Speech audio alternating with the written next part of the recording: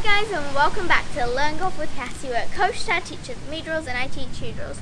Today we're back at the driving range and we're using the 3-wood for this drill because 3-wood is a club that I use 2 or 3 times in the fairway on a par 5, so it's very important for me to get the same further distance so then I can, get there quicker. Let's get into it. Okay, thanks Cassie. So today, as she said, we're going to be doing a continuation of what we've been doing for now probably 3 or 4 lessons at the driving range. So I'll just reiterate the key points. So we're trying to maintain the wrist hinge as we come into the swing down. So looking down the line, we pivot. We're trying to keep the hands from going away from the body and turning. We pivot, we bring the hands down to the right thigh. Now as the club gets longer, you're going to feel like you're pivoting even earlier because you've got to get time for the club to swing back to square, and the longer the club, the little bit more time it needs to get square. So we feel like we're coming really just outside the right thigh, holding that angle. And last time we were maintaining the angle through the swing. The arms were underneath the shoulders, and the body and the club, once it got to here, we're feeling like they're just moving together.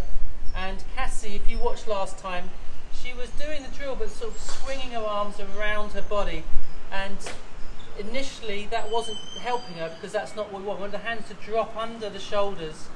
The hands are going to stay, and we're going to hold that angle, that 90 degrees angle, until we get right round. When we're doing the swing and hitting the ball, when we get to here, we let the tension from the angle drop and we swish into the ball. This drops down. That's a sort of the lag we have. But some people, and we had this with Cassie, sometimes they try and hold that lag and pull the hands in front of the ball. We want to have the ball drop down to here, the hands drop to here, so the club has time to square up. If you pull the hands, trying to keep this lag and get more power, then you have to flip to make it up, and it's very difficult. So we're going to be doing this.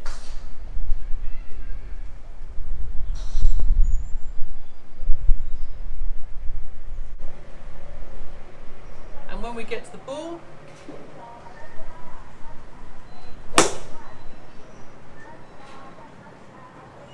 we just let the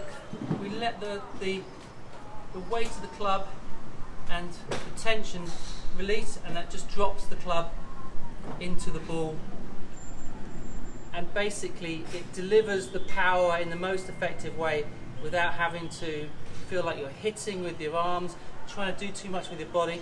We want to keep that synchronization as we hit the ball. So I'm using Cassie's 3-wood, and we just want a nice easy swing with everything working together. And with Cassie's little 3-wood, with that little easy swing, I can hit it 150 without trying to do it. So Cassie should be able to get it to around 120 with a nice smooth swing. When she starts putting the speed into it, she should be able to get this out to about 130, 140. Let's see how she does.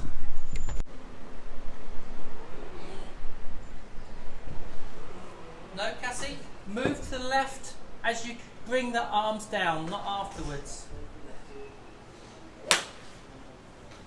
That's a lovely shot. Wow, that went 130 yards with no effort whatsoever. Great job. No. Move that little bit to the left, that brings your arms down to your... Not quite as much as that, just a little bit move. Okay? Is that right? Just getting there.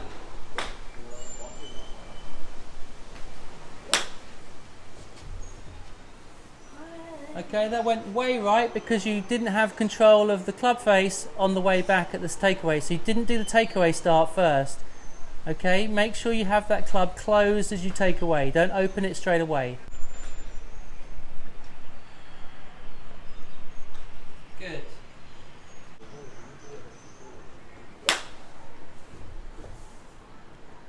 Okay, a little bit of a thin bullet, but it was straight. You did the drill correctly and it went 110 yards. That's perfect, isn't it? 110 yards dead straight. That could not have been straighter. Beautiful. Another straight shot. That time you hit it a bit more effort, a bit more power. That went 125 yards.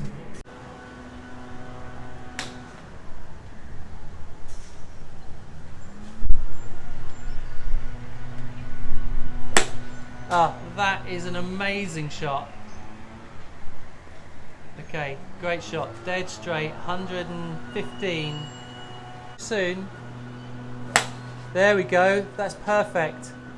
125 on the fly. When Cassie's trying to get more speed, she let her hands release too early, which means she's not holding that 90-degree angle. So she just went like that. So she's losing the angle and losing the lag and releasing it too early.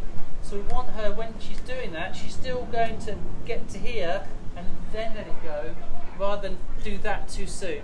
Okay, so Cassie, you've got to hold that 90 degrees angle to here and then let it go.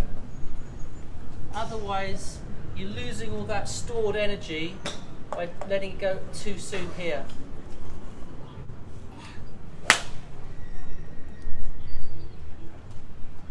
Okay, so I held that angle and then I let the club swing from here, not releasing it.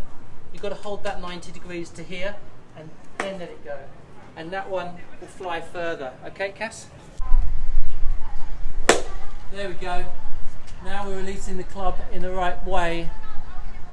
And then I gave Cassie a challenge with her last 9 balls to hit at least 7 out past the 100-yard marker, out to 110 plus, between the 2 white stakes in the middle. And here are a couple of the good ones. She actually made, I guess, 6 out of 9, so that was pretty good. The last one, she pulled it a smidgen left, and so well done, Cassie. Good job. This drill was the same as last time, and check out that video up there. It was more challenging than doing it with this 7-iron because obviously the club is longer and it's harder to hit and it's heavier, but I really recommend this drill because it does work when you do it right.